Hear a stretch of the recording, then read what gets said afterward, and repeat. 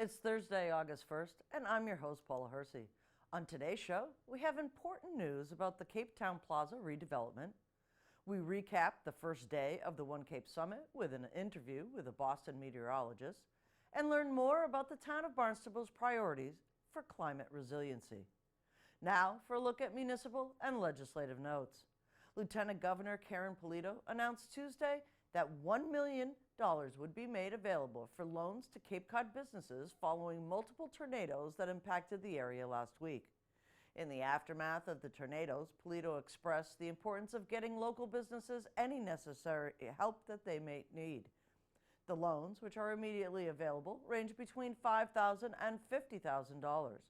For more information and to apply, please visit www.empoweringsmallbusiness.org. After almost a decade into their management of Cape Town Plaza on Route 132, WS Development, Barnstable Municipal Airport, and the town of Barnstable have signed a new 49-year lease to redevelop the shopping center.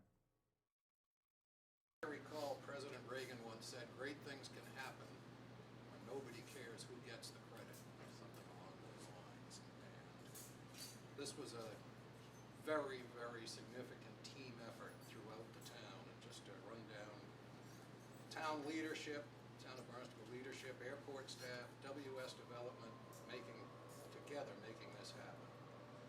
Got approval and signing of the agreement between the airport and WS Development for a 49-year lease for the 27-acre parcel commonly known as Cape Town Plaza, but soon to be known as WS Landing at Hyannis. It's a great, momentous event. I just have such a vivid memory of speaking with 3 different airport managers, speaking with 25 different airport individuals, speaking with 3 different managers in our town, all about this issue, and the only one constant was WS. So for that, I'm very grateful. What we had is we had a buyer come into town, take over the lease at a time when it was positioning itself to do good and to make the next run at the property. That's a commitment in itself. But what we saw during that time was somebody having to understand how the municipality works and work with us and bear with us through the process. We changed 3 managers. We had 3 airport managers. We had several people on the committee, but it was always a discussion, and there was always a person, and it was always identified as WS. So the consistency deserves due recognition by WS. This has been under discussion, I think, the entire time I've been here in one form or another. What was exciting about what occurred here, besides the effort of leadership, our council and our commission, thank you both, and the many managers who have been involved with these efforts. We kind of got focused right in on where we wanted to go. We came together. We had strong leadership. We had a clear vision of what the objective was, and with talented people like formerly Bud and now Katie and Matt and Andy and David and Joanna and Mark and you know, others from our legal staff, Ruth and Charlie, we were able to deliver this product. And as Jim has said, you know, WS was always at the table as a partner, strong in their commitment to the town of Barnstable, and that's greatly appreciated. And we look forward to working with you as we move forward on this and possibly other opportunities. So thank you all for your leadership, and thanks staff, great job. The property is commonly known as Cape Town Plaza. The airport owns, it's about 27 acres that the airport actually owns and manages the acreage. It belongs to the airport, but we're also an entity of the town of Barnstable, so we're an enterprise fund of the town of Barnstable. So when we started to look at the property and we knew that the lease was coming up, it was expiring, we said we should really go out for an RFP for the property and see what type of development could actually occur on that parcel. So we did that back in October 2017. We started writing a draft RFP, which is a request for proposal, to entice any developers that would like to further develop that property and enhance the property. Basically, that process took from October until April of 2018. By April of 2018, we had a bid out on the street. WS Development was one of the bidders. That we had two bidders. WS Development was the bidder that came in with the proposal that met all the needs of the RFP. And by December of 2018, we had chosen WS Development to be the future developer of what's now known as Cape Town Plaza, but soon to be known as the Landing at Hyannis. Well, we are deep believers in the Cape and in Barnstable in particular. We've owned this asset for 10 years. We understand the importance of it to the town. It's certainly very important to us. We have a legacy of working with communities all across New England in either building from the ground up or reinvesting in assets that we've acquired, and we just think it's the heart of the Cape. It's a very important piece of real estate. It's sorely in need of reinvestment, and we just look forward greatly to working with the town and pouring both capital and sweat into making it great. I think really the next steps are squarely with WS Development and their team as they start to envision what they want to do on that property. As the landlord of the property, really through the agreements that we made with WS, and one of the largest reasons that we chose WS is for their ability to create a sense of space wherever they go, to create something that's really true and unique to the environment that they're in, and to cater to the community that they're serving. And that was one of the biggest aspects of the proposal that we looked at, that we said, WS Development is definitely the one to do that. So really now the onus is on WS to start working with the town and with other entities that they'll need to work with locally and statewide to be able to develop that property. Yeah, that's exactly right. We've begun a planning process. Part of the RFP was to put forward a plan. We will refine that. We'll be working with the community, with both the Airport Commission and especially with local boards to seek approvals. We have existing tenants in the center who still have rights to be there, and so it will take a little longer, unfortunately, than we would like. The difference being, if we had a piece of raw land, we could get going right away. But we will be in a planning and entitlements process, speaking with lots of prospective tenants to try to bring the best tenants we can to the site over the course of the next months and actually a few years. Where the airport, from the airport itself, the whole experience of working with WS Development, working with the town initially as a town entity, and getting all of the documentation that we need to proceed forward with putting this out to bid, and then getting our proposals back from WS Development and other entities that were interested, and just really going through the evaluations from top to bottom. And what it actually developed in was a very unique and quite nice partnership with WS Development, and the airport itself is really looking forward to that partnership. And we're part of the fabric of the community, and not only from an aviation transportation standpoint, we're the community. We're providing a service to the community, and WS knows that. They do that wherever they are, and it was just the right fit, and it made sense. Yeah, I would echo. Thank you, Katie. I would echo what Katie said. We often come into a community already with ownership of a piece of land, and we begin working with that community. This has been almost backwards. We've spent a decade working with a community to get to know people, to build relationships, and the partnership between my company and with the airport and also with the town has been really remarkable. People have worked exceedingly hard to get to this point in time. The RFP process, the lease negotiation process, the planning process, the town and the Airport Commission have been incredibly thoughtful about our proposal. We've gotten really good feedback from them. So it's been a journey that will continue. And it's nice to be traveling with partners you like like doing business with. It's really been a pleasure. Yes, I've been on the commission now for over 20 years, and as many people said earlier today, the town council president, Jim Crocker, et cetera, this has been a subject of discussion and consternation now for decades. And I guess I've been here long enough to see a lot of it. The team effort was just superb. And our commission, if this were a private corporation, we'd be the board of directors. Katie would be the CEO and on down. But the commission, airport management, town management, and the other people that I mentioned earlier, it truly was a magnificent team effort, and the result is today, the 30th of July, 2019. We're happy. This is a great day for our airport and the town of Barnstable as a whole. Everybody should be thrilled to no end.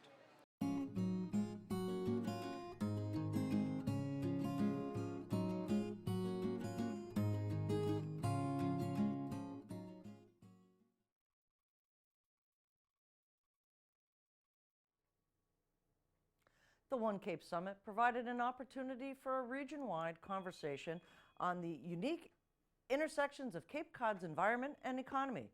This year, participants explored the natural, built, and community systems of Cape Cod and in ongoing efforts to become a more resilient region.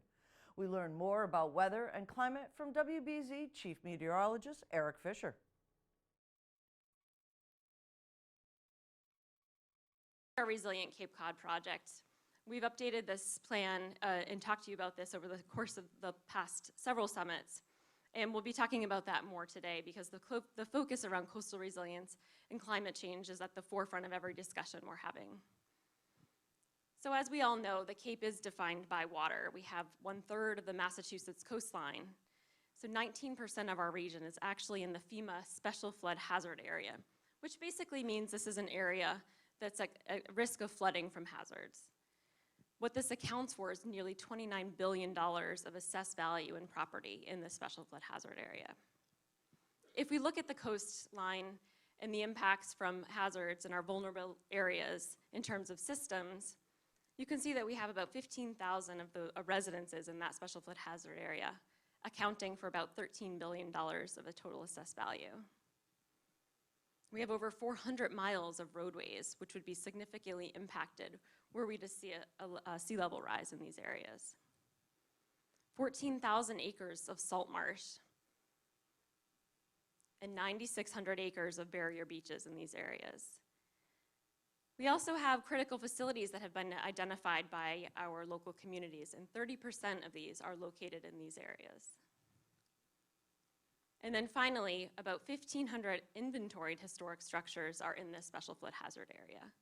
So it's imperative that we take a look at these systems in combination as we look to address some of our vulnerabilities in coastal resilience. Hundreds of local municipal leaders, planning professionals, and citizen stakeholders joined the Cape Cod Commission at the annual One Cape Summit at the Wequassett Resort in Harwich on Monday and Tuesday. The One Cape Summit provided an opportunity for the 15 towns on Cape Cod to share and learn from each other for regional solutions to climate resiliency and adaptation, wastewater, housing, economic development, and transportation. Workshops in the morning and afternoon panels provided participants opportunities to hear solutions and programs from other states and cities, public-private partnerships, and collaborative and technical planning tools from the Commonwealth. Starting off the day, keynote speaker Eric Fisher, chief meteorologist for CBS Boston's WBZ TV News, helped the audience understand the difference between weather and climate change. Channel 18 had a chance to speak with him after his presentation. Meet someone face to face, talk to a group of people, answer questions, and try to explain a little bit more about how we measure things and how things are changing and what they might expect in the future. One of my favorite analogies between weather and climate is that climate is your personality and weather is your mood. Meaning, climate is kind of your baseline state. Are you a happy person? Are you introverted or extroverted? Are you someone who tends to be a little grumpy in the mornings every day, or someone who loves a good party? So that's your personality. But in any given situation, you get cut off with someone at an intersection, or you had a bad day, you're having an excellent time at a wedding and dancing, that's your mood. Your mood can change on a dime, and it can be a few different things. Those are your storms, your severe weather events. But your personality is kind of your personality. It's what you're going to revert to. So when we talk about climate, it's altering that baseline, what you kind of revert to. What are you operating in? What's your operating system, if you will? You can still have these jumps. You have the severe weather that you would expect, but it can be changed if you change that base state. Yeah, there are things that we look at, and some are more noticeable than others, or trends we're more confident in than others. The big ones, temperature, number one, getting warmer. We've added more than 4 degrees at Blue Hill Observatory over the last 100+ years, and that's a significant number. That does start to change things for us. And when we talk about that much of a change, it means growing season is about a little more than 2 weeks longer than it used to be.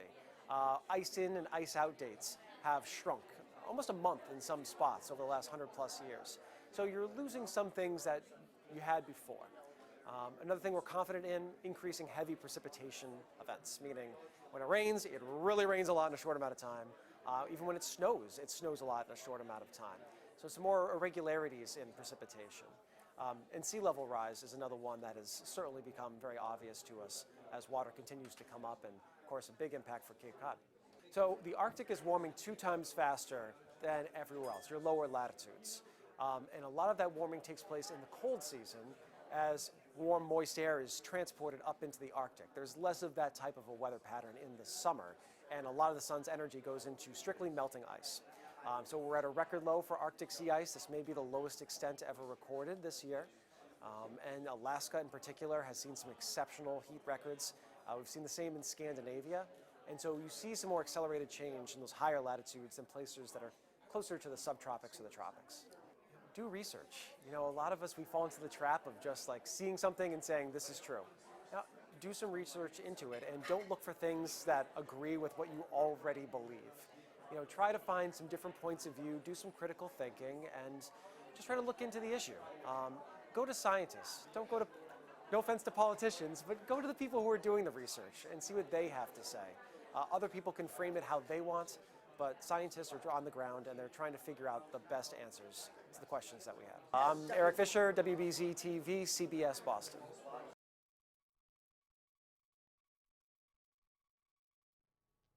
Climate resiliency and municipalities' ability to adapt and mitigate to some of the hazards is the topic for our deep dive with Planning and Development Director Elizabeth Jenkins.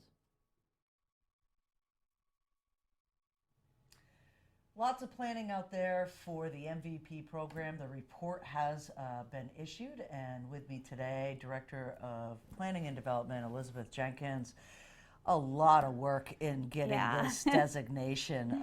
Congratulations for getting that report out there and coordinating all of the stakeholders that really needed to be involved in this process. So give us an update. Great. So Municipal Vulnerability Preparedness Program, just a very quick recap. I know we've talked about it a few times, was a state program to engage communities around climate resilience planning. So, particularly in Barnstable, focused on issues of coastal resiliency, but really anything relative to natural hazard planning. So we contracted with the Cape Cod Commission, who has been a great partner with us in all sorts of resiliency planning in the past and hopefully in the future to conduct a large one-day community workshop to really look at what are our strengths, what are our challenges, and what actions should we be pursuing as a community to move forward to make ourselves more resilient.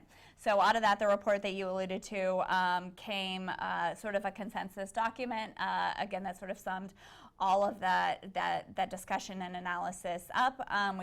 We presented it at a listening session, and it's up on our website. We're certainly always open to sort of more community input or comments about it.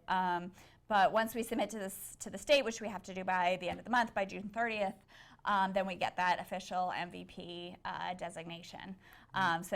Municipal vulnerability preparedness designation, we become a designated MVP community, and it makes us eligible for funding opportunities to support the priorities and the actions that were identified in that plan through that process. So again, it's part of sort of Massachusetts' focus on community-based resilience planning. Right. So recently in the Cape Cod Times, there was an article that had said that there was well over $7 billion in infrastructure hazards in our communities.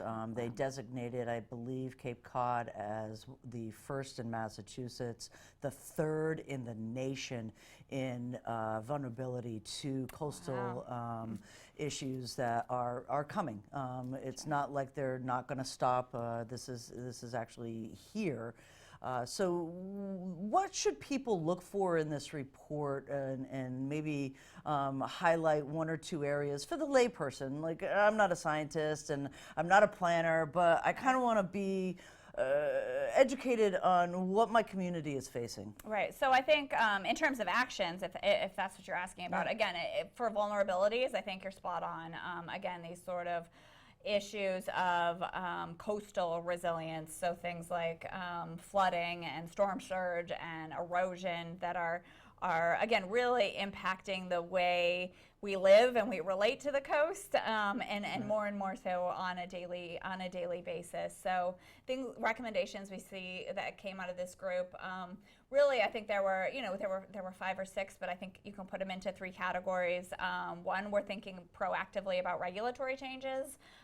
What do we do with development that's in the floodplain right now in terms of making that more resilient, and how do we look forward to the future to sort of think about what additional development may or may not be appropriate to put in that floodplain. So sort of regulatory changes, kind of area-specific studies. We all know we have places with high levels of vulnerability right now, places like Sandy Neck and Millway that each sort of have their own very unique mix of challenges relative to coastal erosion and storm surge that are affecting individual property owners, affecting our recreational resources. Let's sort of figure out, how do we build consensus around solutions, or how do we get a better technical understanding of what infrastructure investments may be necessary to promote resilience. So those were kind of the place-based scenarios. And then the last one was really, again, thinking proactively about land acquisition. So Cape Cod is, we're sort of a giant peninsula out in the ocean, and we change and we evolve. I mean, we live on shifting sands that do not stay the same, and I think that's, where you really see the tension between coastal resiliency and development, is because we've sort of gotten in the way of that those natural processes. Things, again, like, as we build revetments and seawalls, it prevents, sand from going where it needs to go, as we develop next to our marshes, because they have beautiful views, those salt marshes can't migrate anymore. So where do we need to think about making strategic land acquisitions to allow those natural processes to happen in the future, and again, sort of reduce that tension between development and infrastructure and coastal changes. So those are some of the sort of big and exciting recommendations that came out of that. And I had come in at the tail end of that stakeholder, one of the stakeholder meetings, and what had kind of piqued my interest was that people were ranking priorities. Does that report have some of that priority ranking? Right, so those sort of 3 things that I just covered were things that were ranked the highest by individuals in the group in terms of actions that we needed to move forward. So we had a lot of other actions sort of under that, especially those related to response and how do we treat our emergency shelters and addressing low-lying infrastructure. I mean, there were, I would say, dozens of different actions, but sort of those in those 3 categories were ones that rose to the top and were prioritized by the group as a whole. Right, so the report is out. You're going to send in the designation for certification. What's the next step after that? So the next step, sort of two parts. The sort of the next step with the state is to start thinking again about how, out of these priorities, where are the next opportunities in terms of funding next steps. So working with staff and our community partners that have been involved to identify specific projects and go after funding for those projects so we can start to see change.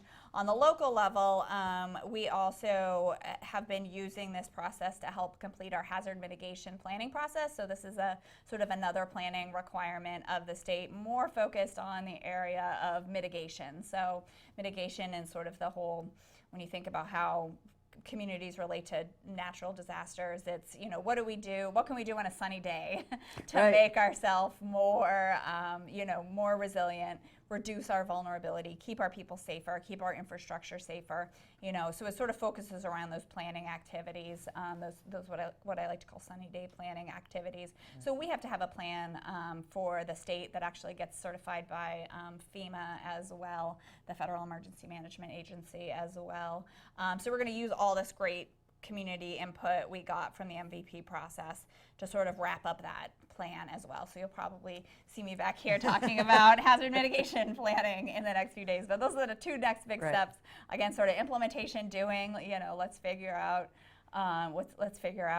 you know, how do we take this vulnerability and turn it into opportunity? Right. You know, we're again, like you said, sort of ground zero for these challenges relative to climate and resiliency. You know, how do we become leaders in the you know, in the field in terms of responding to this? Fantastic stuff. Thanks, Yeah. Elizabeth. Thanks, Paula. Up next, things to do, places to go, and people to meet. Come join the people of action, the Barnstable Police Department, and the town of Barnstable for an afternoon of food, music, and fun on the town green for Unity Day, this Friday, 4 to 7 p.m. See you there. Comments, suggestions, accolades, connect with us on Facebook, email us, or send us an old-fashioned note by carrier pigeon. Channel 18 works for you. I'm Paula Hersey, and thank you for watching Barnstable Today.